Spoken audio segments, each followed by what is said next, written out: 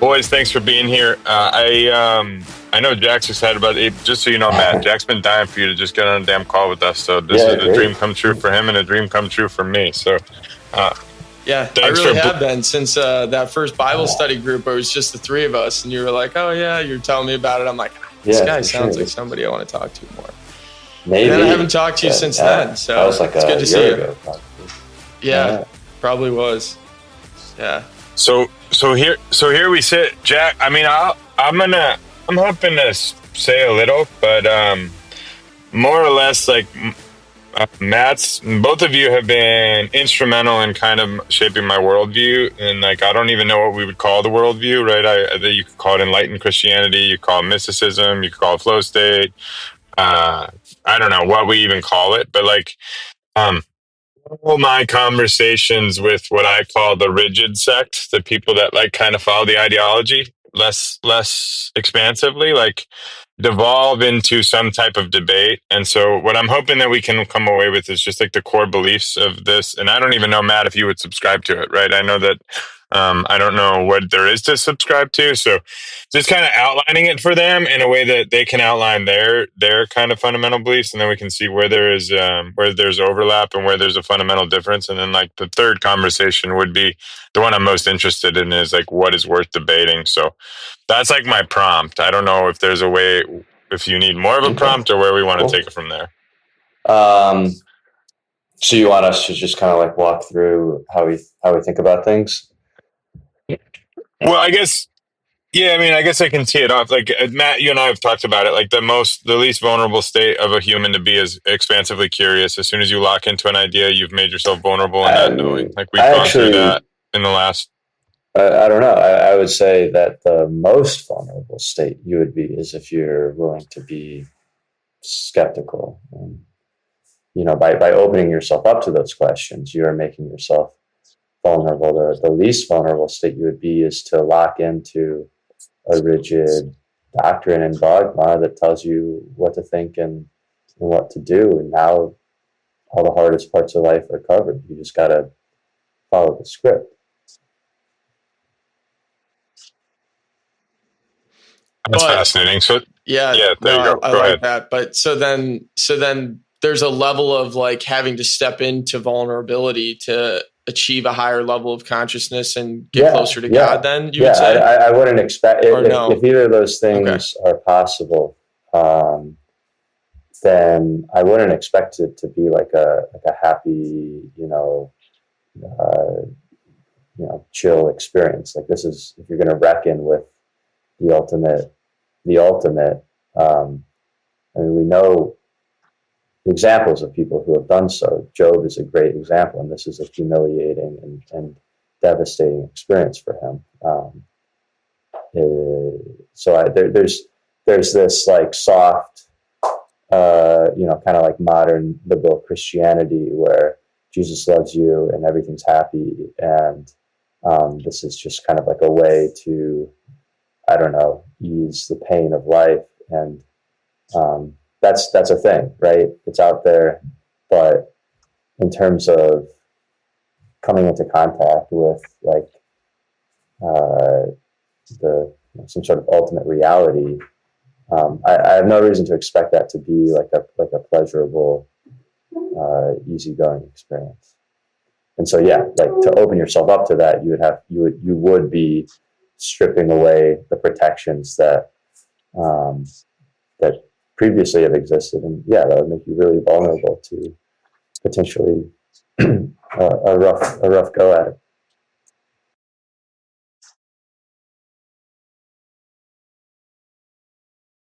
Deep pause. So then, Jack, I guess I'll go. Jack, why don't you outline your fundamental beliefs, and let's see? Because Matt, every time I've had a fundamental belief, just even including the only one I posited today, like he flips it on I its think we've talked about for the better. For the better. Stuff like that before. Yeah. But I kind of don't even know where to start, but like, I mean, the big thing for me, I think one of the big things that really opened me up way back in the day, Kevin, is when you had brought up like, hey, heaven is a place on earth, right? And then it kind of went with that for a little bit, and I felt like that was pretty expansive for me to even consider it. Not to say that it doesn't get any better in the afterlife, But I think, thinking, oh, this is something I can get when I die, leaves a lot on the table for our life here on earth as well. And, when I look around, when I step outside in the morning, I can't help but think that we're still in the Garden of Eden, right? Like, and we still have that choice every day of where we want to kind of live and where we want to kind of be. So that's, I think, that one's been kind of hotly contested, I guess, in the Bible study. But I really prefer to live that way than saying, oh, this life is going to suck and I'm just waiting to get to heaven. I don't think God would want us to think that way personally. I think he would want us to kind of tap into the fullness of what this life is. And I would pair that too with, I just read an excellent book by Michael Singer, the Surrender Experiment. And that came at a really pivotal time of my life too, where I was starting to question a lot of my decisions and the path that I was walking down. And ultimately the whole book is about him surrendering to God, and all these opportunities came into his life that he didn't want. Right? He actually preferred not to choose them, but the opportunities came in, and he succumbed to the flow or God or whatever. And ultimately they ended up being, beautiful experiences. And so I think a lot of this, like we get down to our preferences where it's like, well, I would prefer, to not work a really hard, long day. Right. But it's actually what you need to grow. And a lot of these hard experiences, the loss of loved ones, different personal struggles that you have are actually really beautiful experiences if we look at them like this. Right? We can look at an illness or a struggle as really negative and a hellish state, or we can look at it as a beautiful experience that God has given us to really I guess have a human experience and then grow. So I don't know if I think it's hard to define all my fundamental beliefs, but No, that's good. No, it's good. It's a good tip. I mean, I asked Matt to respond. The only thing I think, the thing we would have to I completely agree with everything you said. Like difficult, if we can view difficult and struggle as good, it can be good, right? But then we have to be cognizant of people that are stuck in like real, like I think like a lot of, like the antagonist to that statement would be like, well, people are starving or whatever. How can they find good? But so I don't know. That's just the only inherent danger that I found with that. I agree with the worldview is like we try to find the beauty and the good in everything, and then you will.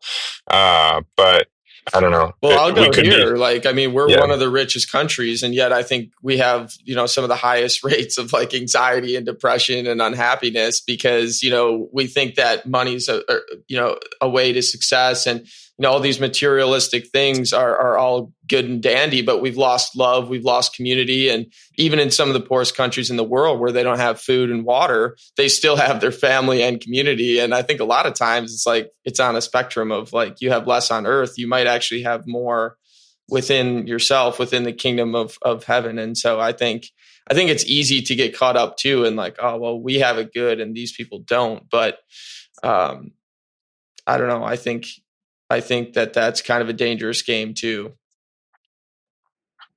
Matt, do you have any input? Otherwise, I can kind of throw out. I think okay, go ahead. One thing that I'm really wary of and cognizant of is anytime we start to get close to explaining things in terms of justifications, in terms of why do people suffer? Well, it must be justified because it is the path towards something good, and there's a good reason behind all of this, and that's something that I will not ever get on board with. There is no good reason for any of this, and I think that the idea that there would be a good reason for anything in the world, this is a very modern, scientific, Enlightenment way of thinking about things. That the world is an ordered, rational, reasonable place. And whenever something happens, it's because somebody somewhere thought through it and came to a rational conclusion and plan as to this is what needs to happen. The person at the top driving all of this being a rational, reasonable God, and that is not something that I believe in. I think we can. There are some things that I can really clearly articulate as things that I don't believe in, and that's definitely at the top of the list. I don't believe in a divine plan in terms of a plan being anything cognizable as a human that we would call a plan, right? There was no foresight here, and I think the attempt to make the world a reasonable, rational, planned out place really robs it of what Jack and you, Kevin, I think are going for here, which is to see the beauty in it. And I think the beauty in it, the depth in it, the profundity in it comes from its unreasonableness, comes from this, uh, it's almost an instinct, right? Like the world has an instinct. It's a living place. It's a changing place. And it's not a scientific, cold, rational place. And uh, I think we lose a lot when we try to project this modern scientific way of thinking onto the world. And like some of the most self-proclaimed religious people are the ones who are most guilty of this, right? Like fundamentalist Christians who want to be able to treat the Bible like a science textbook are just as, they're doing the same thing that the rational atheist is, right? And both of these are very empty ways of looking at the world. So if I could um, just offer an attempt at a theology, just to throw out food for thought, I there's a part of me that would certainly like to believe in, and has no reason not to believe in a world that was created by a God who had no idea what he was doing. There was no plan. There is no plan You're gonna upset a lot whatsoever, of people with because that. for there to be a plan, this was no longer a loving emotional act, like a truly loving emotional act of creation, irrationally loving act of creation would have had no forethought. It would have been pure impulse without any thought of consequences, just like pure desire and instinct, unchecked, unabated, and just throwing yourself into this. And that idea of a creative act, I think, is a really beautiful thing, even if it comes with extremely brutal negative consequences for the conscious beings that happen to be created through this act. And that doesn't justify it. It doesn't mean that this was a moral act. It doesn't mean that it was an immoral act. It just was this thoughtless act of creation that spurned all of this, and things go from there. And I think the story that we see in the Bible, at least from Genesis through the Gospels, is this saga of God the Creator trying to reconcile Himself with His creation. Now that it's out there, not knowing what it was he just accomplished and what he just put out there, and trying to understand what it was to be like, his most beloved creation, which he did not, as an immortal and omnipotent being. There was no way for him to understand what it was like to be a human until, of course, he tried multiple times to, through different covenants to bridge that gap, and those failed every single time. It wasn't until he really became man himself, right, that he was able to bridge that gap and figure out what it was like. And what was it like? It was a there were beautiful moments, but in the end, it was a brutal and humiliating experience. And that is there's a lot in there, and that, but that's kind of like the groundwork for how I see the truth that I do believe is within Christianity, or the Christian story, at least. What say you, Jack DeBois? Yeah, I mean, there's a lot to noodle on there. Yeah, I mean, I think the idea of like it wasn't perfect in the beginning, right? Like, I think that's something I'm not sure where I land on that, right? Like, how thoughtful was it? I guess that I like, because I like anything that challenges my beliefs, right? I guess I've never thought about it as that, but I have thought about it. We're reading the Old Testament again right now, and I'm like, I have thought like, all these things in the creation story, or when they're in the garden, right? I'm like, but this was kind of set up this way, right? Like we were set up to be tempted, and then the snake came over and he tempted us to eat the apple, right? And so it's like it was almost for me. It feels like when I read that story, I feel like it was inevitable, right, that we were going to do that.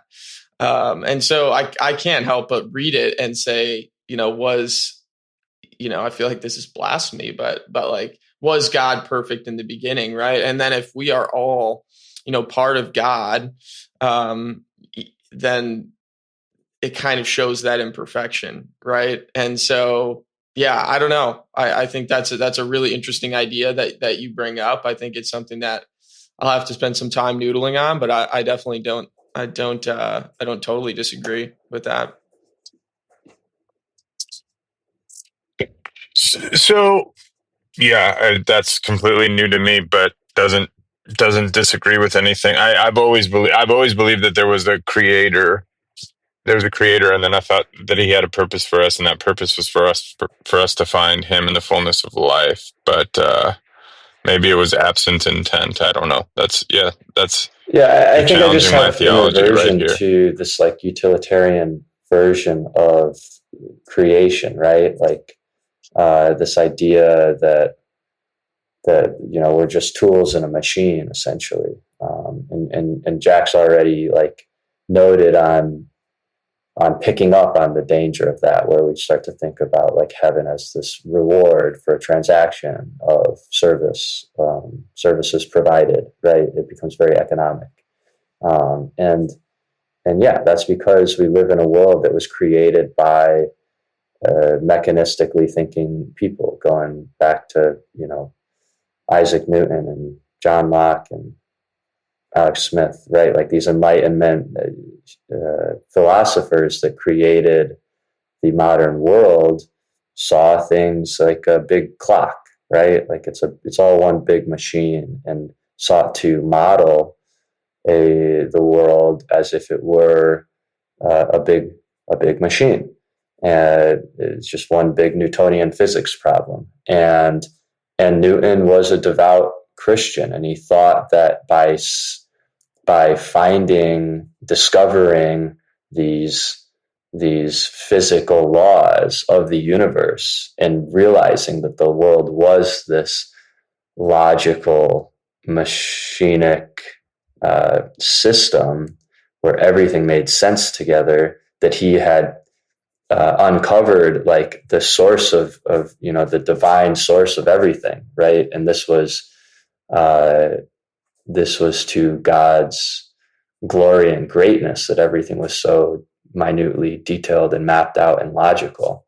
And I maybe it's just a matter of taste. I don't think so, right? Like things that are so uniformly logical and machine-like, I think, are less beautiful and noble than those that have that are more organic and instinctual. And maybe that's just because you need some sort of balance, and we've slipped too far into this utilitarian side of things. But yeah. I really like that. I think that was well said, but I think it goes to the point of, have you ever read any David Hawkins? David Hawkins? I'm looking him up. Yeah.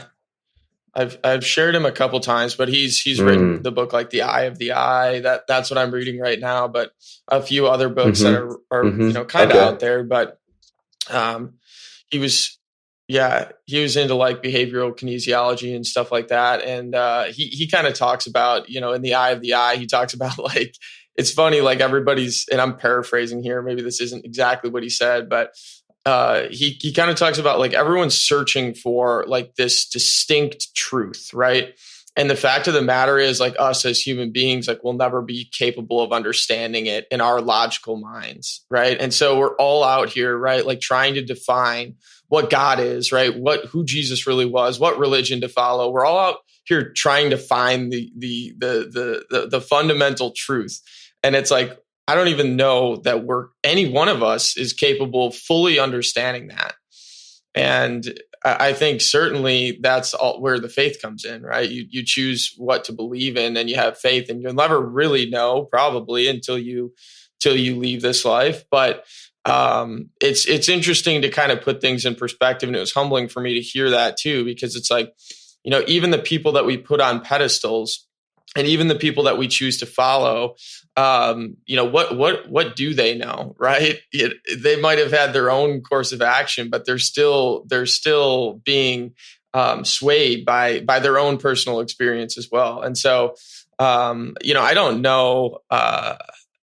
I don't know. I think that kind of has put things into perspective for me, and saying, like, I'm not going to all of a sudden come across somebody that knows the truth 100%, whether that's in the church, whether that's, reading a book, whether that's, finding a great spiritual guide or mentor. I think they're all, tools that we can use, but ultimately we have to discern it on our own.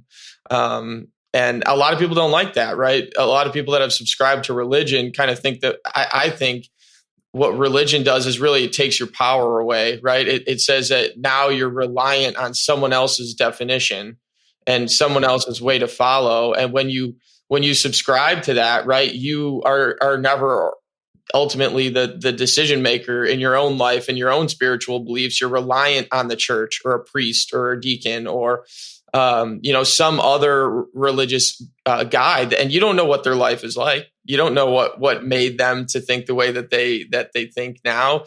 You really don't know what their motivators are. And so I think, we talk about religion a lot, and I've grown very much, grew up super, super Catholic, and I've grown very far away from the church. And at first I was like, am I reading things that are wrong? Am I, being bad by leaving the church? Right. But like, I had this spiritual tug of like, this is not right. This doesn't feel right. I'm going to go follow kind of my heart for a little while.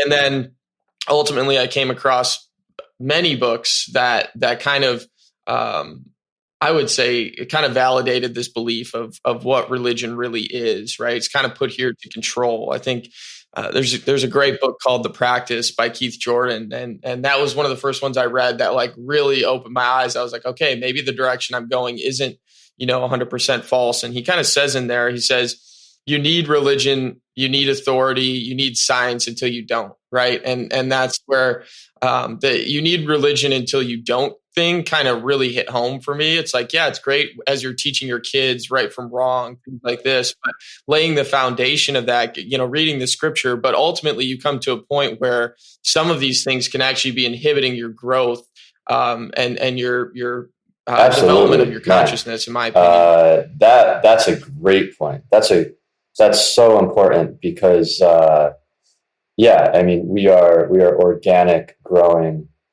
becomings, right? There's no being that is you. I don't know. Maybe we'll disagree on this, but there's no being that is you that is uniform and constant and stagnant. The you that you were at the beginning of this conversation is different than the you that you are now, and will be different when when I eat breakfast, I'll be a different person this morning. Right. So there is, I do believe though in an upward trajectory, right? Like there are higher things to aim towards and there are lower things to aim towards, and it is better to aim higher and proceed upwards in that development and growth. And no question whatsoever that starting from that blank slate at birth, that the church is a path upward, and for many people right now, I'm sure that the church would be a path upward. But I also believe that it is possible and possible to outgrow, right? Now, do I think that I've really outgrown the Catholic Church? The more that I go back to it, the more that I realize that what I've outgrown is a very particular mode and style of it that is popular in America, and that there is a lot of depth that that now is available to me that I have kind of left and maybe circle back every once in a while. So I don't want to say that I think I've like just absorbed the entire doctrine and dogma of the church and all of its depth and profundity, and now I'm just like above it and going to move on and go higher. But I do fully agree with you that there is like there are these ceilings imposed by any sort of rigid ideology, and they could allow for somebody to reach that point or close to that point and then think, okay, I'm good, I'm done, and no longer need to strive beyond that. And that is limiting and I think unhealthy. And to be curious and go out on your own and challenge yourself that way, I think is a great path for continuing to grow. That was the last thing that you said. There's a whole bunch of stuff before that, though, that I really wanted to dive in on. I gotta freaking remember what he was talking about. Let's well, you remember. I'm really curious. What are those things? Because I kind of see you too as someone that has considered that potential of religious dogma, but now you're saying there's things that you like about the church, and I'm curious about that, because ever since I started walking over on this path, I've kind of always kept my eye back, and that's why I really love that Tony's part of the study too, right? Because he's like kind of that voice of the Catholic Church, like back in, and I wanted that because as I was leaving, I was like, am I doing the right thing, right? I wanted somebody to be there, like kind of half convincing me to come back, right? And I wanted to have that opportunity to kind of see both sides. And so I'm curious what you found, because I think probably our beliefs align a little bit more. And I'm curious what you found to be really, it's the same kind of thing as you were talking about. I mean, you talk about having this deep sense of something not being right and wanting to get out and explore other things, but not maybe having much of a path to follow there. And then you discover all these books, right? Which is absolute proof that, anytime anybody was trying to ban books in the past, they were doing the right thing, right? Because, if they had successfully banned those books that you got a hold of, maybe they would have been able to maintain control of you, right? I don't know if banning books works, but the sentiment behind it is extremely well founded. They're very dangerous, and you should watch out for them. Wait, let me clarify. You're saying the people that are banning books, they're very dangerous to the ideology, books are dangerous, not to the wellness of the anybody human. who's trying to make sure that nobody asks too many questions or thinks too much. Books would be their greatest danger, and the need to ban books. I don't know if it works, but the sentiment driving it is well founded, and Jack is case in point, right? Like he got his hands on these subversive, dangerous books that allowed him to think outside of the box, and he left the church, right? This is. But yeah, so and maybe I'm just not the smart. I'm the dumbest one in the room, and you guys are on the same page. The banning of books is dangerous to the ideology, not to the benefit of the human. It's supposed to protect the ideology. You're saying because if these people get their hands on books that challenge the ideology, then it's all just going to fall apart. Yeah, but I'm just making sure. You said banning books is dangerous to the ideology, not to the human, or to the human in general. Are you saying that less books is better for human experience, for human? abundance, or are you saying within the confines of an ideology they should ban books to limit the No, human's I'm not ability to making any think sort of normative expansively? judgment here on what people should or shouldn't do and whether books should or shouldn't be banned. I'm just saying those who have in the past thought that books needed to be banned were right to some extent to worry that the books would ruin whatever it was that they were trying to protect. Right? Yeah. I mean, I can't help but see that through line, like with the church and what it's been used. I mean, it like, I feel like my experience in the church was a microcosm of like people using it and weaponizing it to like hold over you. And it's like, that was done throughout history much worse on a than it ever grander was accomplished scale, in America. right? And people, Spain, Ireland, places where, the entire country was in every aspect of it, of the culture, from the schools to the government, were run by the church, but the ironic thing, and where I was trying to get here, is I too got my hands on some dangerous books, right? That caused me to question things and go down that path. But there are also books that I've have discovered more recently that are written by Catholics and that present views or engage with certainly engage with those dangerous ideas that I've read about in the past, and aren't so unwilling to censor them or pretend that they're just completely ridiculous. But actually, do read these books too, and wrestle with them, and I think that's great. And at the deepest level, I don't think that there's anything rigid or untowardly rigid or closed-minded about the Catholic Church at its deepest level. Like, the best proponents and followers and understanders of the church are not people who are closed-minded.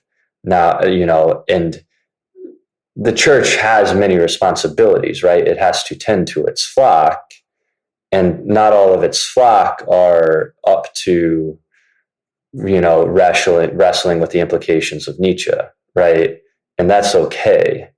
And for some people, it's probably just better that they don't bother and just go to church on Sunday and sit and kneel and stand and say the words. And that's great. But there is a way, I think, of getting deeper into those dogmas and doctrines that I have found are much more profound than they are just means of mind control. And I just to go back to where Jack originally was not sure that anybody would ever be able to logically, rationally wrap their head around fundamental truth, right? This is where you started. And I agree with that. I think logic, the problem with logic is that it's a necessarily fundamentally destructive force.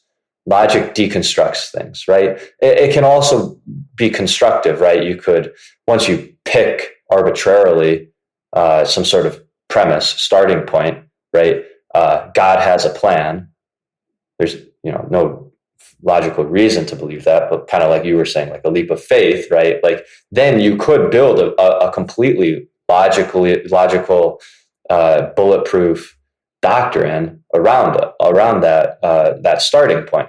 The point being that you have to have some sort of arbitrarily chosen starting point to begin with. If you weren't aware of that starting point and you just got the whole ideology, logically sound ideology in full, and you're like, what is this? You could then use logic to deconstruct it. This postmodern activity of taking all of these stories and ideologies that have been handed down to us and saying, like, what really is at the bottom here? And you deconstruct it logically, figure out where all the puzzle pieces are, go down the rabbit hole, turtles all the way down until you get to the bottom, and then you realize there's nothing there, right? Which is a really unsettling and brutal truth-finding experience, to find that this was fundamentally arbitrary or irrational, right? And if you believe that there needed to be some rational underlying reason for whatever it was that you've now deconstructed, you're mortified to discover this, right? This is, you've realized that that your whole worldview was founded by nonsense, because you believe that the only thing worth believing in is something that is logically, rationally explainable. And that's the problem, right? The activity of logically deconstructing these things is a worthwhile activity because it gets you to the nothing, right? And the nothing isn't this, I mean, it can be the source of utter nihilism. Like we've now discovered that there's no purpose or meaning to anything. It's all just nothing in the world, and nothing matters. And this could be a very pessimistic and depressing discovery. But I think the church would agree with me, and many spiritual practice would agree, that nothing, that's the path to the eternal, right? Like that is the path all the way down to nothing. And through that's where you really open up to the potential for profound discoveries, because you've gotten rid of all of the extra dress up that we put on our experience. And just to wrap it up, that what is that experience now? Like stripped away of logical constructs. Now we have a pure, and you can't really talk about it because words are logical constructs, but a pure subjective experience, right? What is, and this pure subjective experience, unmediated by concepts, that I am having, but am unaware of unless I can dig through all of this, and you are having, but are unaware of unless you can dig down to that deep, pure subjective experience, multiplied by everybody, right? Like now we have that is the eternal truth, right? Like this is where the Christian doctrine comes in, where we are all members of the body of Christ, right? And the body of Christ is this like metaphorical symbol, an idea to explain this totality of truth, like all of these perspectives, all of these experiences generated from the same source. It's all one body, and this is where I can see the beauty and the wisdom of the church, like figuring out a language to convey these ideas that are very easily misunderstood, but I think when you really get down to it, could be really effective in articulating the truth of things in a way that is not just makes everything a machine like Newton wanted to do. Yeah. Kevin, did you have something, or? I've got a lot of things. So if you want to respond, I'm going to pivot slightly. So I love it, but yeah, go ahead. Yeah. I mean, one of the things that you talked about, Matt, was to kind of take it back in a different direction is like we're always evolving people. And that's actually why, Kevin, when you asked me on the first podcast, I'm like, I'm discovering so many things throughout my reading and like spiritual development and meditation that like, I don't want to get on a podcast and record what I believe now, because I know 6 months from now or a year from now, it's going to continue to evolve. So I'm like, now you've got it documented, right? That I'm like, oh, I'm not really feeling the church, and then a year from now I'm back in the church, right? So I think that's kind of the place that I play in right now, and most of the people around me, I feel like, are just so rigid, and they've thought the same way that they thought 10 years ago, and it's just it's constant, like, and that's fine, right? If that's where you're at, but for me, I found this really expansive. And I guess too, on my journey, and why I know it's right is because it's like a lot of these things have made me a better man too, right? Like sins that I've wanted to overcome along this journey, I was given the tools to actually overcome for the first time in my life. Things I'd been struggling with for 10 years have now, like, I've now have the resources available to me to really, put those practices in play.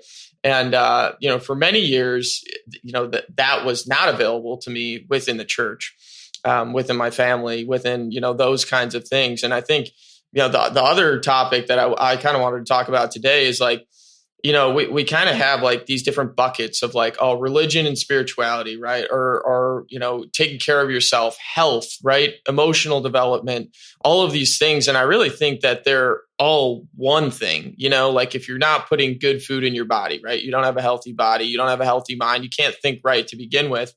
If you're not, sometimes you need that religious construct. But then you also need to be growing emotionally and spiritually as well. And I think one of the things a lot of people overlook and just follow this very logical way of thinking about reading the Bible and thinking about what that means, but then they neglect like that inner work of loving oneself, right? And I think that's a big topic. And for me, over the course of the last year, I think I've really learned how to love myself, right? And that sounds so cliche, but I'll give you kind of some examples to why that's been so impactful, because I think the foundation of it is if you don't love yourself enough, you can't love God as effectively, and you certainly can't love your neighbor, to in the fullest, right? And so, like I used to wake up in the morning with like, instead of having a positive thought, like I would think like, you're a piece of shit, get out of bed, you're sleeping through your alarm, right? Like every morning for probably over 10 years, right? It was like, you're a piece of shit, right? Get out of bed. And I realized, through meditation and becoming aware of that voice in my head that like, oh, wow, that's not something I should ever say to myself. And I realized I was really my own worst critic. And if I spoke to anyone else the way I spoke to myself, that would be, I would never do that. Right. And so I think really becoming that, becoming aware of that voice in your head, I think is one of the biggest breakthroughs that I've had. And it's amazing that, that fundamental thing that nobody ever taught me about, throughout the church and things like that, like that was a fundamental thing that was inhibiting my relationship with God, right? And being a piece of God, but then calling myself a piece of shit every single morning, kind of somewhat subconsciously, and not realizing, the evil in that. And so I think that's a big piece of, and something really I don't hear talked about much in Bible study groups, in the church teaching, right? The love of oneself, right? It's always loving God, worshiping God. Well, there's a big piece of that comes down to like, how are you treating yourself, your body, your mind? What are those things that you're saying to yourself? And that has been a big breakthrough for me in my development and just realizing, oh, wow, now I'm more able to love the people around me, heal from my trauma, right? And ultimately love God more, right? And what is worshiping God anyways, right? There's, is it living fully in that gratitude of how beautiful of an experience we're in right here and now? Or is it getting on your hands and knees in front of a statue and playing the part? And to me, it's walking outside every morning and saying, wow, like, thank you, God, for a beautiful day, a beautiful experience. And even at the worst part of my day, if I can say, wow, I'm still grateful for this. That to me is how you worship God on a deeper level. Now that there was a lot there that I said, but yeah.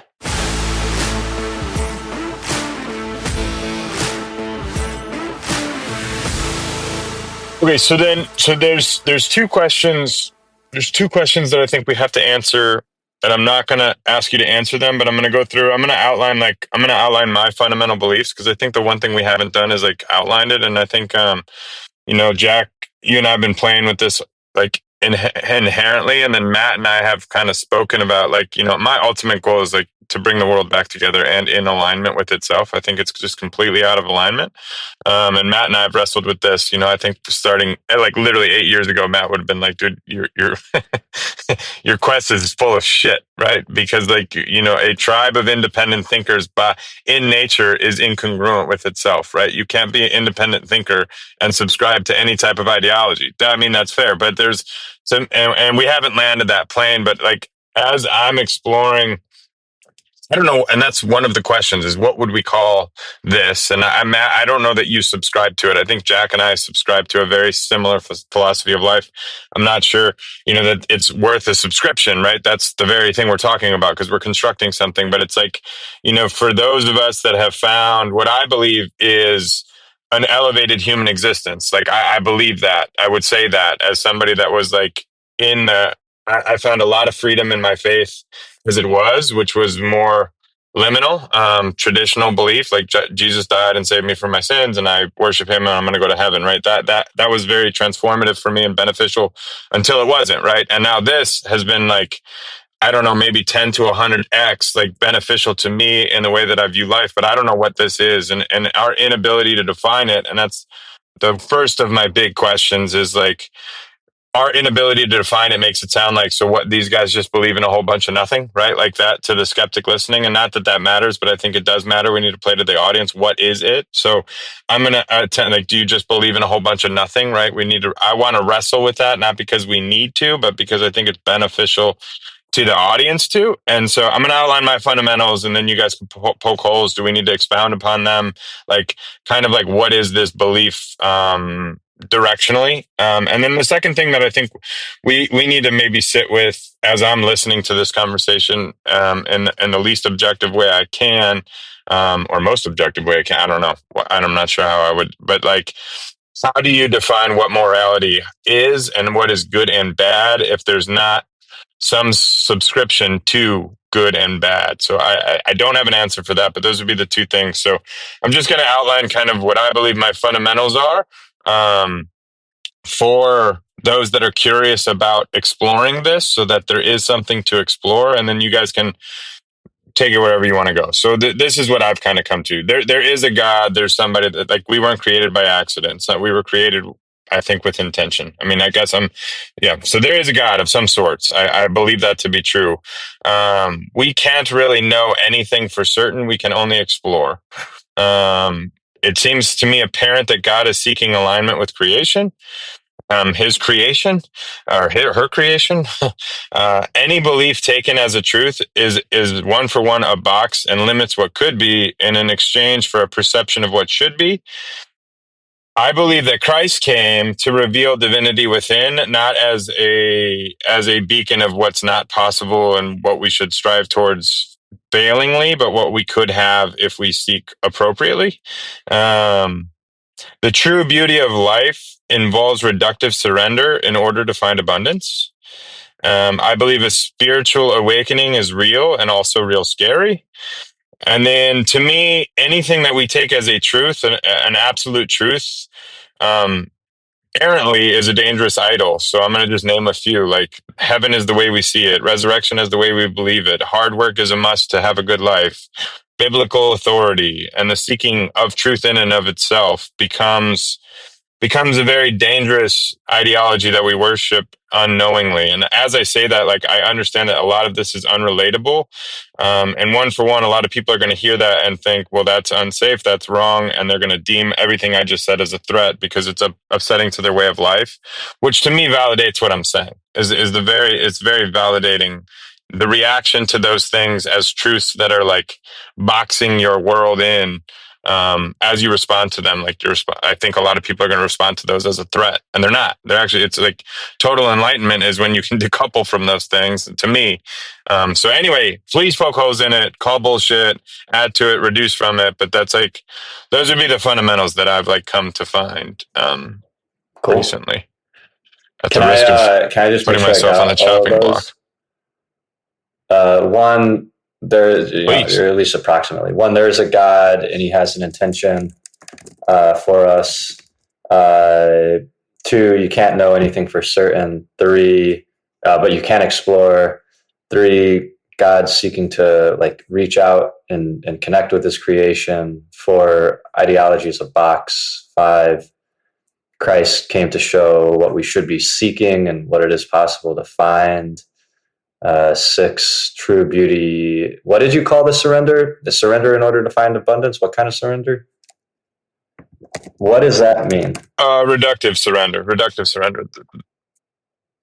I think like anything that you hold on to, like if you can't surrender Okay, it captivates you. So like the easiest one, and I think this is biblical, sure. like lust and money.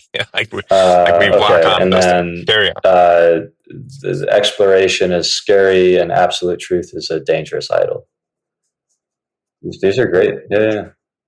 What did I miss? Yeah, I think the one you said the second to last one. I think a spiritual awakening is real. Like I think we underserve the ability of like whatever this Holy Spirit might be, the spirit inside of us. I think consciousness, all of that. Like I think there's a real chance for everybody to become increasingly spiritually and consciously aware. And it's super scary. It's super scary, but I think it's like a real.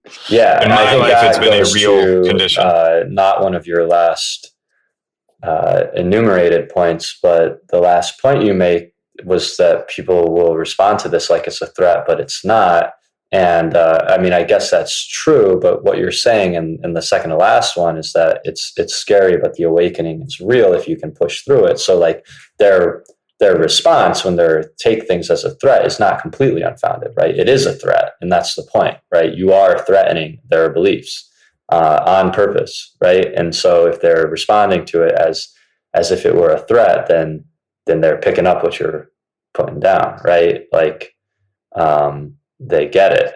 And I insofar as you're on this mission, I think you need to like accept that anybody who sees this as a threat is understanding what you're saying. And I guess your job at that point would just be to like coach them through that violence and trauma that they're going to go and do to whatever it was that they previously believed in and that you want them to grow out of, right? Just like I don't know. What do you think that is like to take some sort of like No, I mean fundamentalist you're hitting. Or devout religious person and expect them to not be that anymore, like that's a traumatic experience for such a person. Yeah, and the only thing I would say is like to recognize. I think the big thing that I would speak to for that, and I appreciate it. Yeah, you're totally right. Is like I think we don't recognize our threat response, and then I don't think what I think is what's really hidden is at the expense of what, right? Like if I forego my ideology or like what is like and to me everything is on the other side of it, right? Everything, like the fullness of life is on the other side of it. Whatever you're holding on to is limiting what could be in exchange for what you believe should be. And like that, yes, so that's like it's like I don't know how to pitch it any other way, but it's like like recognizing. And when you start to decouple, and I think it's easier to deconstruct when you do it on a secular level, like, right? Like, I think everybody's on the merry-go-round of I needed more money, and nobody's wondering what's enough or whatever, and so I've watched everybody pursue money as the greatest idol. And I know billionaires that don't have enough, and I know guys that are making $50,000 to have sufficiency, right? And so that's the danger, is when you get locked in on, and I think that's the easier applied one. But like it's all of those things, right? And so like when we're talking to the Tonys of the world, like the truths that he's come to know prevent him from other truths that he could come to find, because like anything that disagrees with the foundational understanding, what I'm going to call an idol, it's a trap. It's a bit of a trap, but it's a safety trap. Like to your point, like if life as you have it right now is perfect and you don't want to grow, then yeah, you shouldn't get it. Like I would just say, don't get on this merry-go-round. Like just leave the next, but stop claiming to be curious about life. And I hate to say that for anybody. I'm like, gosh, you don't know what you're missing. So anyway, yeah. There's a surprise, maybe not so surprisingly, but definitely a very Nietzschean take to call these ideologies or beliefs idols and seek to figure out what's at the bottom of them and if they are hollow or not, expecting, from your point of view, to find them hollow. I think what's, yeah, good point. I mean, I think to simplify it, like it all comes back to us not feeling like we're enough, right? Like something I feel like in our childhood, right, is like, you're not enough. You have to go do this to then feel like you're enough, right? And so much of it goes back to our childhood and what we were taught in this world. And like the morality piece that you brought up, Kevin, got my gears turning on this, because like, what is morality? Well, I would argue that it's somewhat intrinsic to all of us, right? And then as we, come into the world, that's probably, it's inherent to us, and we can feel into it and we can know what it is. And then all of these human experiences we have in such an imperfect world that we've built kind of, I don't want to say brainwashes, but trains us to think differently about things. And there is a level of, like understanding rules intellectually and all of this, but there's also that like intrinsic, like you want to do good in this world. And then the more damaged you get throughout your childhood and throughout your adulthood, you end up kind of compensating with different reactions to situations that if you stripped all of that stuff away, you would just have pure love and humans that want to be in communion with one another and want to do good with one another, don't want to harm each other, right? And so I think that morality piece, like we say, like you have to go find it external of yourself, and it's not. It's internal, and there's just so many things in this world, like I mean, even what we've done with the school system, right? We're training these kids to like to your point, Matt, is to work in a system, right? To work their lives away to earn a dollar, and that's their main focus of their life. And a lot of people, they attach their worth to that. Well, I'm not worth it unless I make $100,000 or this or that, or unless I get to this promotion. And it's always like searching for an end state instead of living kind of in the moment. And I'm a little scatterbrained now. There's so many different things that we can talk about here, but I'm going to just pause there for a second. It's good. You got anything, Matt? Do I have anything on? I mean, your prompts were, what are our fundamental beliefs, and what do we think about morality? Because I don't have much on yours. I mean, I think yours are great. Like, I'm sure we could dig in and have plenty to talk about, but I'm not gonna. There's nothing in here that like really rubs me the wrong way or anything.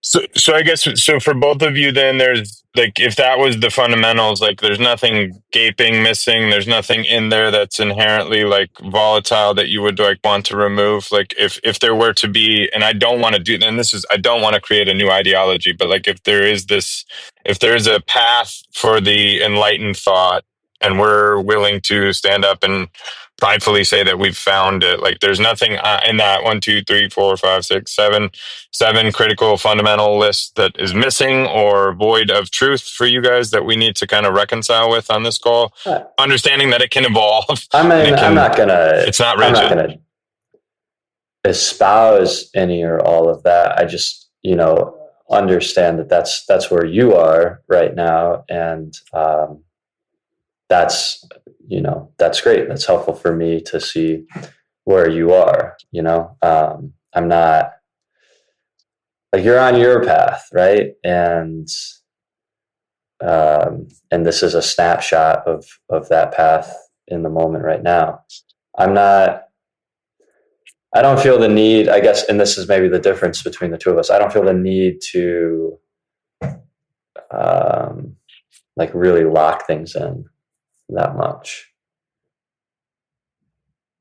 So and that's totally fine. And I don't, Jack, how do you feel? The only, and I'll just say this, the one thing, like, it's like, when we're in these discussions, and I know you haven't been part of them, Matt, there's like two philosophies at odds with each other. And so what I'm seeking to do here is to help, is to articulate, because like a lot of what we've spoken about, to those that are absent our fundamental understanding, whatever that is like, it sounds like a whole bunch of hogwash and nothingness. Is your belief in nothing, like, right? Because there's nothing to it. So I'm seeking to outline what this is. Yeah, And but so I don't think you can reverse engineer things that way. Like, you don't. After you did everything that you've done since you were born that led you to these 8 points, you can't just put these 8 points in front of a person and expect them, after everything that they've done since they were born, to be like, oh yeah, right. You can't, there's no reverse engineering process possible here. Like, unless they also go and do everything that you've done that led you to those 8 points, then they're also not going to quite arrive at those 8 points or so, right? Like, you didn't get to those points by being told these are the points. You got to those points by discovering or distilling those points from your experience. Like, the experience is what would count. It's not the explanation, And so I agree with everything you're saying. There's no, I'm trying to outline. So I guess my question would be, how do you articulate, like, so for Jack and I, this is what I'd say maybe, and Jack, you can help me here. So Jack and I exist on a Bible study call, and probably JR aligns with us in like our general philosophy of life. And then everybody else is like, what are these people talking? Like, where are these people coming from? And I'm not articulating this in a way to invite them to, I understand subscribe to. I've met some of these guys before. So what do you do? What do you do? What do you do to explain yourself in a way that they can understand? Because they understand, like, here's a way of life that we have found to be life-giving. Like, what is it? I mean, how do you do? I guess how do you do that? The first step would be to get into their shoes and like figure out what they believe, and like really figure out what they believe, and that might require more than just listening to them. They might not be very good at articulating what they believe, and then try to get at it from there. But I don't know. I don't know if it's even possible, and I guess it doesn't bother me enough as much as you do. Like, I would never want a world where everybody is on the same page. I want a world where we all disagree. I don't want to agree with Tony. No. Beautiful. Yeah, beautiful.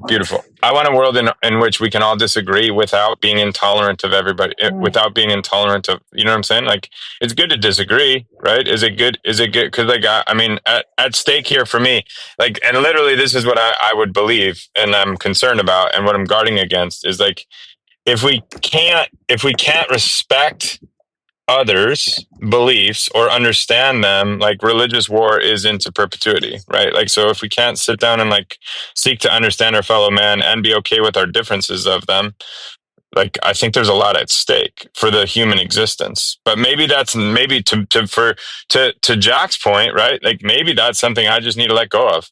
Maybe the view of the world where, like, man loves man above hating man, because that's what we see now, is like, wait, you believe in Allah, like, you're a terrorist, right? Like, that's the kind of basic thinking we have, is like, so yes. So it's like, I don't think that's good for the human existence, right? Why do we even have nukes? I think, one of the things that I want to talk about earlier is like this whole idea of church, right? And like, if we bring that back to, like, Jesus saying the gates of hell won't prevail against my church, right? And then I guess the Catholics arguing that, like, well, then he built the church on, what was it, John or something like that. So, but like, the way I see that is like, what church did he build? He literally came across men and women and he said, follow me. And then they followed what he was doing, which was essentially loving other people. And then that to me is his church. And like, that's where it's like, if you think about, and I'm not saying this is what you're doing, Kevin, but just to give a little bit of a difference here, it's like, going and founding another church or another philosophical framework or outline, I think to me is like, you're doing the same thing everybody else has done with all the other religions, instead of like, I think the way of like what we really need to figure out how to do is just make everybody realize that we're all in church together, right? Like we are all literally God's church, like Jesus's church right now. Like, and we just want to label it like, oh, I'm a Buddhist. Oh, I'm a Catholic. Oh, I'm a, this, that, and the other thing. And it's like, really, we're all just like part of Jesus's church. Right. And like, that's what I really have trouble with the Catholic Church, is saying like, no, like God or Jesus founded the Catholic Church. And it's like, I have a hard time believing that and subscribing to that philosophy. And now you have to be part of that church and you can't be anywhere else. It's like, no, Jesus founded the church that's all encompassing. And it's like, oh, now we're trying to create through a human experience, like the universal church, when like, yeah, Jesus created that, but it's not the Catholic Church, unfortunately. Like that's it. I don't know why I felt the need to say that. I think that's a great point. And Jesus's model and ministry and the example that he set out is a great point as well.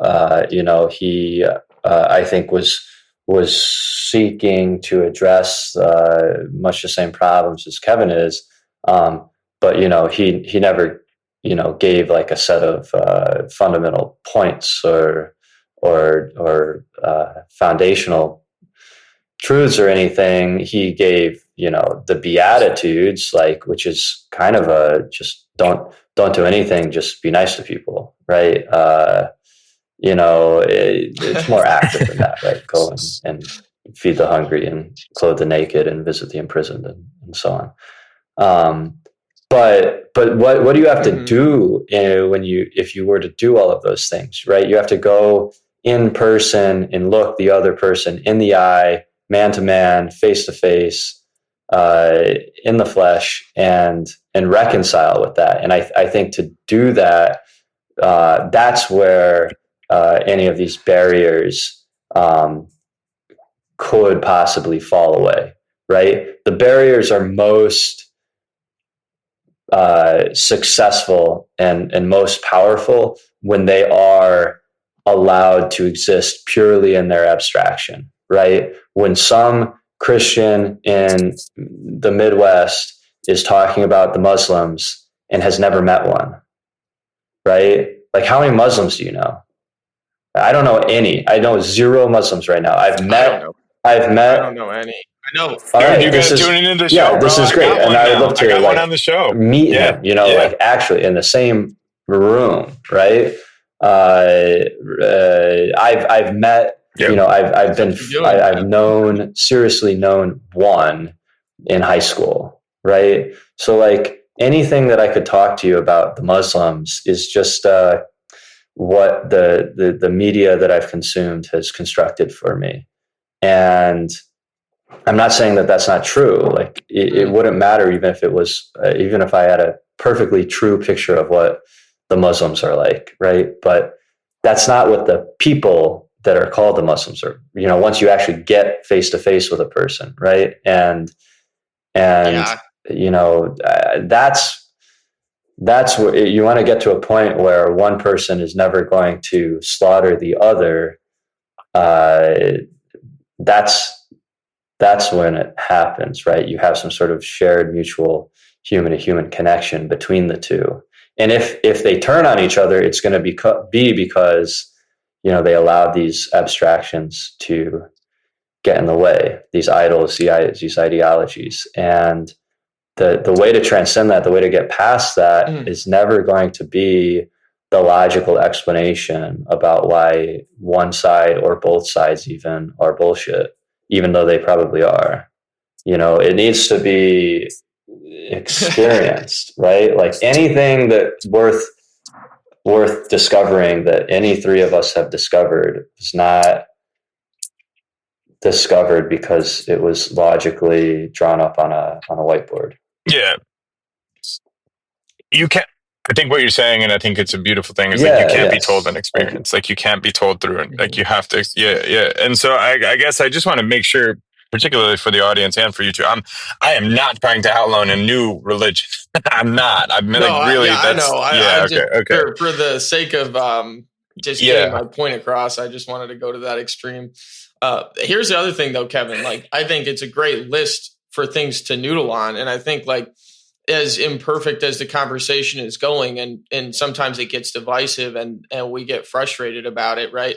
um, like these are all like amazing things to talk about and to Matt's point, like argue about. And I think, to get back to your list, like I really love the reductionist surrender point, because I think that's something that can, and I think that might be the way of looking at it, is like, we've talked about a lot of things we disagree on, right? Like the church, which, area everybody falls into, if Jesus was more like us, or if he was just godly, and should we have put, all those like nuances, right? Which, I mean, the rest of the world is doing, right? Arguing against those like religious dogmas, those nuances, things like that. But like those points, like the surrender, I think is something that actually, instead of dividing us in the conversation, is something that we can get behind collectively as a group and say, yeah, you need to surrender to God, right? And everyone can understand in their own lives and through their own definitions of God and their beliefs, like every one of us can like wrestle with, relate to, and have a constructive conversation about their own personal experience trying to surrender their life to God. So that's like, those are the things that I think would be cool to talk about, that I think would accomplish like what we're talking about trying to accomplish. We just can't get Good. caught up in, oh, Jesus came, just the like what Jesus did and didn't do. And like, we can't get caught up in like debating over those specific religious, there's a place for that, but like if we want to have more of a constructive conversation, which I think is the goal of what we're trying to do, right? Is like, I think those are the kind of topics that we can kind of cherry pick and say, okay, like let's focus on something that's, more basic and fundamental that people can't just immediately disagree on. Like, I think the surrender is a great example of that. Well said. So yeah, it's a great point. So I guess I guess the one thing that like, and well, two things. The reason I suppose what I foresee is what I'm going to say it this way, and at the risk of totally getting canceled, is like what maybe Jesus didn't see is like, well, all that happened with Jesus was the same thing that happened all throughout the story of mankind. Is like, the very thing I believe he came to like disavow would be like religious self-righteousness, and like, whatever, like just we created a new one, you know what I mean? And I'm like, okay, so like if this movement, I'm calling it the reckoning, right? The reckoning of for the lost and the broken, the restoration of the middle class, common sense, level abound, all this like very, very high pie in the sky, is like, how do you guard against it becoming another, like, and maybe that's just, it can't. Maybe humankind is always going to devolve itself into a new institution of simple thinking, Mm. where, you know what I mean? Like, I probably need to let go of like what happens in 2000 years. Cause I don't think 2000 years ago that Jesus was like, this is what I want. I don't think that. And so, yeah. Yeah. I mean, I think like, I don't know why I feel the need to say this, but I think like the way that you do that is actually probably not through like arguing about religion or talking about Jesus at all. I think like one of the most powerful tools that he gave us and showed us how to do is like go out and love one another, right? Because when you're walking up to a homeless man and giving him a hug, like he doesn't give a fuck what religion you are, right? Like that's getting us back to like those really intimate, beautiful human experiences that are so powerful. And that is the thing that I think, man, and I know like the churches do a lot of good works and stuff like that, but like that to me, like if I could just put like one thing down, is like my fundamental belief is like we should stop arguing about stupid shit and start loving one another. Like that like is really, I think, where we come to common ground. When we start focusing on like caring and giving and loving, instead of like what you think about Jesus and what I think about Jesus, and is Jesus coming back? Like those are all the things that religion does. And I think like if you really want to spread the fire, I think that's how we do it, right? And that's actually kind of the point of this study originally, right? Is like living it. And there's a part of like loving yourself more, loving your neighbor more, and then loving God more. And those, I think, for me, are like the three. I don't know. That's like the three. Like if you were to boil it down and simplify it to a point where like everybody could, really agree, regardless of the religion. Matt, what say you? I have thoughts, but you've been silent. No, I definitely agree. I think one other thing that I'm resistant towards, in addition to like trying to justify pain and suffering as if there was a justification or needs to be a justification. Another thing that I'll take a hard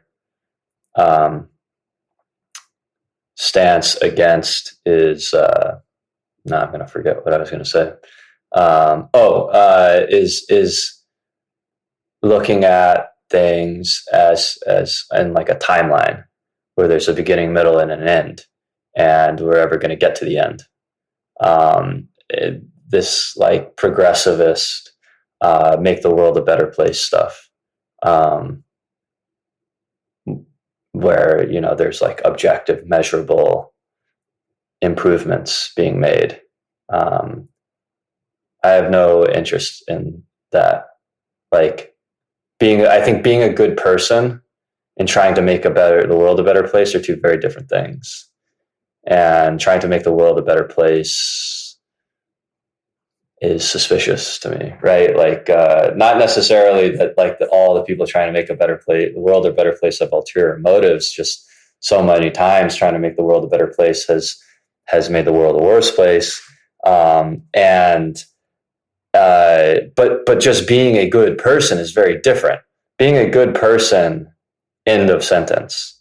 Not being a good person because I want to like make the world a better place, or because I want to, this goes back to like the utility thing, right? Because I'm a tool in a machine, and my purpose here, I have a purpose to cause change, or blah, blah, blah, blah, blah, blah, right? This is deep seated in our culture, a very utilitarian culture. No, just be a good person, even if it made no difference, right? And Jesus is clear about correcting this when people call out the ineffectiveness of his actions or other people's actions, right? When Martha and Mary are busy about the house, doing all the chores necessary to host the people who have come into the house, and whichever one it was, Martha, or I think Mary is the one who's stops, right, doing what she's doing the things that she needs to be doing because she's so enraptured and captivated by Jesus's teaching, and just sits on the floor and listens to him. Martha's like, get up, like you gotta help me out here, right? Like there's things to do. And Jesus is like, no, be quiet, right? Like she gets it, right? There's nothing to be done here, right? There's no chore, like there's no tasks to accomplish. It's just like she's in the zone, in the moment, getting what really matters here. And same thing about when I always link these two stories together. When the prostitute dumps the really expensive, fine, perfumed oil on Jesus, like days before the day of his death, he's going to die, right? This is a useless, wasteful act, right? This is expensive. And whoever it is rebukes her and is like, we could have sold that oil to and given the money to the poor. That was valuable, right? And Jesus is like, be quiet. She did a beautiful thing. Why can you not see that she did a beautiful thing? It wasn't a useful thing. They could have taken the money and given it to the poor, but there'll always be poor. And it was a beautiful thing, right? and just be happy with the beautiful thing. Like, appreciate the beautiful thing that is useless. It was unplanned. It's irrational, right? Going all the way back to kind of like where I started. And that's the point here. And when you go and feed the hungry and tend to the sick and clothe the naked and visit the imprisoned, you're not doing it to like reduce the starvation statistics or increase life expectancy or some other sort of measurable macro statistic that the UN can point to and say, see, we're making the world a better place. You're just doing it because that's the right thing to do. That's a good thing to do, right? A good thing to do, a beautiful thing to do. Or should be, not because it serves some sort of other purpose. Wow. Yeah. I think. Are you done? Okay, sorry. That was actually really made me think. Kevin, what do you think about that? I'm dying to hear, actually, before I. As he always does, man. It's, That was it's so good. funny. Yeah, I feel like I come to Matt with a 70% solution, and then I get it dropped back down to 20%, and I reinvent it at 90. I mean, it always breaks down. And I mean, literally, this has been happening for 13 years, or I'm exaggerating, not literally, that's heresy. But since 2017, since we've been picking this up, it started with politics. I mean, I think what he's forcing is an inward contemplation about what does it mean to be a good person. And to me, in my world, I mean, I've said this, and I'm getting ready. See, like, this is just one of many things that I'm getting ready to like breathe into the world. And it would be very easy for me to just rest on my laurels, put the money in the bank, invest it, lead a very, I don't want to say plain, but selfish and abundant existence. Right. And to me, definitionally, a good human wouldn't just worry about me and my family. When I've been equipped with a lot, I've been equipped to do a lot. And I don't know, that's where I gotta argue with this a little bit. Is this ego? Is this ego, or is this divine calling? I mean, I feel it's been imparted in me and my divine nature, and I believe in a divine nature, is to bring unlikely groups of people together and to breathe hope into many, right? And like, I've got a brand manager, which I'm embarrassed about. I'm not proud of that, but he was sitting there as we were like getting ready to sign the deal. He's like, "What's like, what are your you always have to have goals and expectations." I said, "Listen, man, like, do I think that my reach is hundreds, thousands, millions? Maybe, yes, but like, it's one. Everything is for one. If we give one kid hope, if we give one person hope, right?" And so for me, that's where I'm like, I know what I'm doing, and I don't think it's maligned. I think what Matt is cautioning against is going trying to build the world the way that you see it. I think that's a danger that I have. I need to be careful of that. But it's like, if the world in which I see it is simply to advocate for those that, and I was talking to somebody else yesterday. I'll give you this example. I was talking to somebody else, and if he listens to this, I won't say his name, but call him Carl. Carl was talking about, he's hanging out with his buddies, and Carl makes, about $500,000 a year. He's going to make $1 million or $2 million. And he's like rolling with some billionaires. And he's like, dude, I'm just doing nothing compared to those guys. And I'm like, bro, like, there's always going to be that, man. There's always going to be that. Like, what do you mean? Like, you're doing great. And we were talking about kind of resetting the scales. And he's like, well, there's not everybody would work as hard. And that's true. There's always going to be people at the top of the pole and people at the bottom. We can't. But what I believe is, like, it is so hard to get away from closer to the floor and closer to the ceiling. So I just, I want to reappropriate everything I have to giving more people a chance to not have to, like, and I don't want to be monetary with this. It's not monetary, but to live a life of like abundance in their own sect. And like, I think there's a lot of unnecessary struggle and strife. And I think for me, it's worth it if I can help. And to help as many as who would want that for themselves, is somebody to believe in them and for them to get off of the proverbial floor and closer to the ceiling. I think that's what a good person is for me. That is definitely like that. I can't quite. And I, like, literally from the moment I set forth on this business, I knew that I was going to have a lot. And I always said, how do you look in the mirror and be okay with yourself? And if I have so much, and I don't reappropriate it back to those that have so little. I have conditionally failed in life. Like, that is not okay with me. That's, to me, being a bad person. It's evil. So I don't know where that shakes out. I don't know where that reaches sufficiency. As long as I know that every day, like, my motives are pure, and so far as, like, for those that don't have much, I'd like to give a little more. I mean, that's it.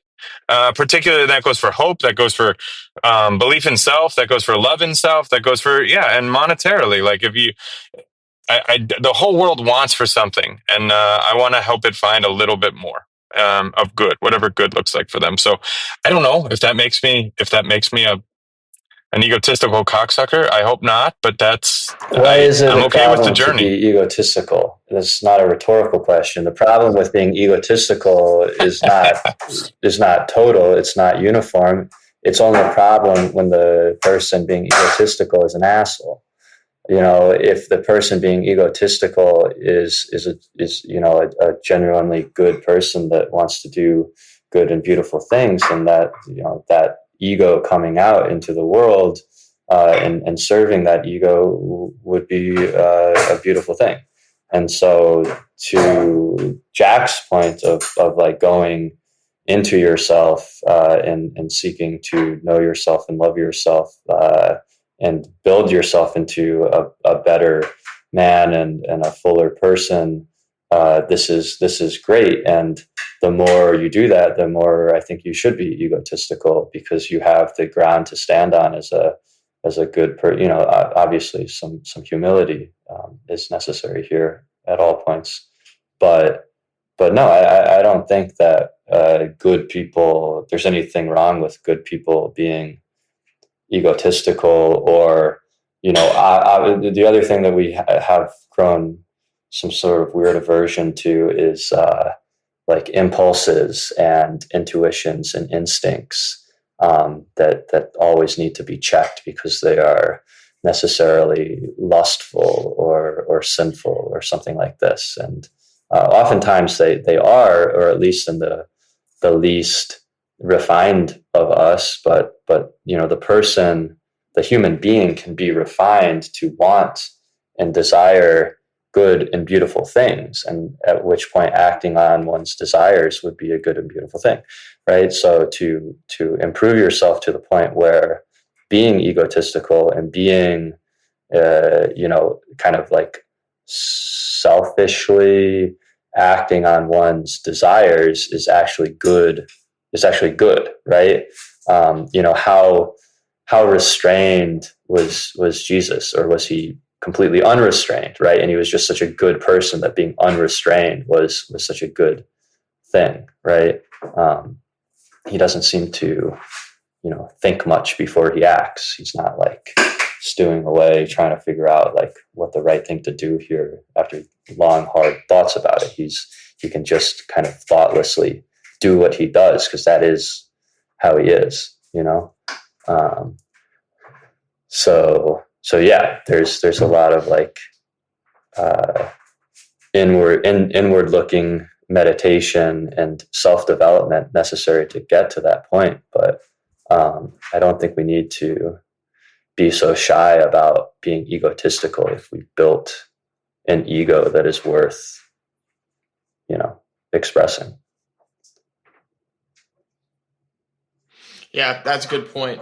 And like, so why I love what you said originally so much is kind of like, you don't have to do it for a statistic. You don't have to necessarily go and change the world. Like I find a lot of,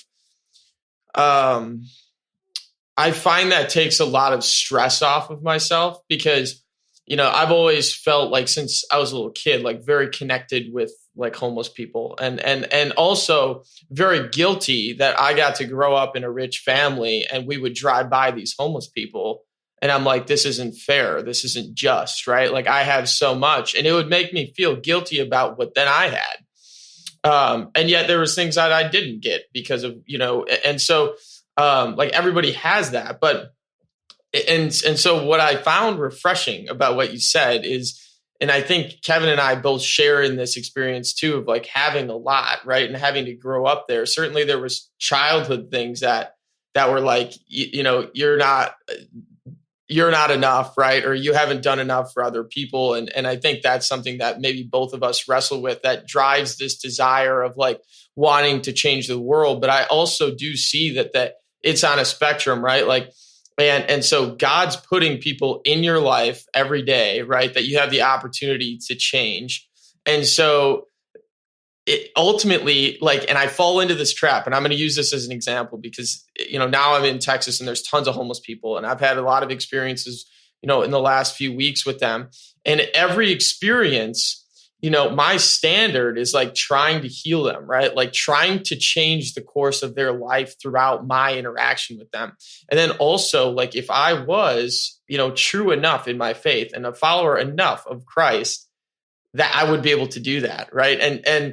And so the thing is, though, like, if I take one experience where I go sit with a homeless person for an hour, right, that all of a sudden to me isn't enough, right? That experience isn't enough because I all of a sudden go back to my hotel room and then I think, how are we going to fix this issue? Right? How can I? And then I start thinking about, like, do I need to come out with this AI like software therapy program for them? And I start thinking, like, how am I going to like start an organization or a foundation that ultimately like solves homelessness and people that are, selling their bodies and all of this stuff. And all of a sudden I lose the ability to see the good that I did in that small instance. Right. And I think so and I don't know what the answer to this is, but it makes me kind of think, like, am I not living in the fullness of what I am doing because I think that I could do more, right? And I think that ultimately might be, like, it's good to want to do more. And I think this might lead to something, but also don't forget that, like, Kevin, like, you touch people every day, right? And that is enough, right? Like, what you're doing now is enough, right? And I think a lot of times, Kevin, you and I continue to feel like that is not enough. And I think that's also a sign for us to have some reflection on our childhood, right? Like, what made us this way? And so is it good? Yes. Kevin, am I going to tell you not to go start a foundation that's going to impact thousands of people? Like, no, absolutely not. Am I going to say that? But I think there's other things to explore here. And certainly that's something that I wrestle with. And then, to take it a point further, it's like, I've really wanted to buy a Mustang these last few weeks. And I'm like, how can I buy a Mustang when I'm driving by people with nothing, And I'm like, and it's not a selfish desire. It's not one of the, maybe it is. It's not one of those things where I want to buy a Mustang to show off. It's not like I don't want to. In fact, I don't. I would rather, coming from what I have, I would rather people see me show up in a shit box. I really would. In fact, I hate people seeing that I have nice things. That is a part that's repulsive to me. The reason I want a Mustang is because I think they're fun as hell. I love cars. I think that I enjoy driving them. If no one's watching, I'm just a little kid in a candy store. Like, I'm just having some fun.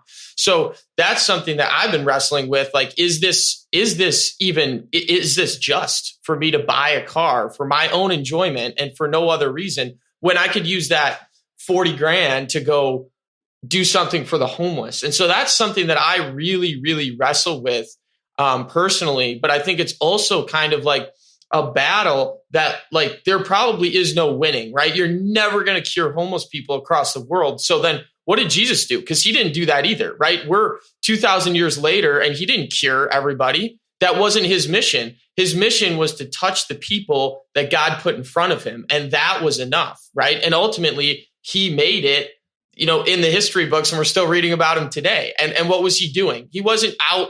I mean, yeah, so he had some crowds, and ultimately he reached the masses through the Bible. But at the end of the day, like, look what he was doing was enough. When he would go and heal 10 people that had leprosy, right? That was enough. I mean, that seems pretty great, but I don't know. This is something that I think is really fun to kind of is very reminiscent of the Grand Inquisitor parable in Dostoevsky's Brothers Karamazov book, where one of the characters, as a essentially like a thought experiment, imagines that Jesus returns to earth during the height of the Spanish Inquisition, and he shows up in Madrid or wherever in the city square, and Jesus is returning. So there's this huge commotion and excitement, and all the people are there, and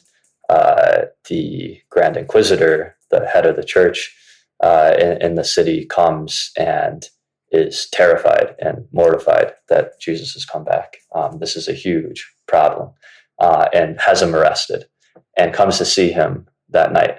And so the Grand Inquisitor walks into the prison cell where Jesus is being kept after returning to earth, and asks him, "What are you doing?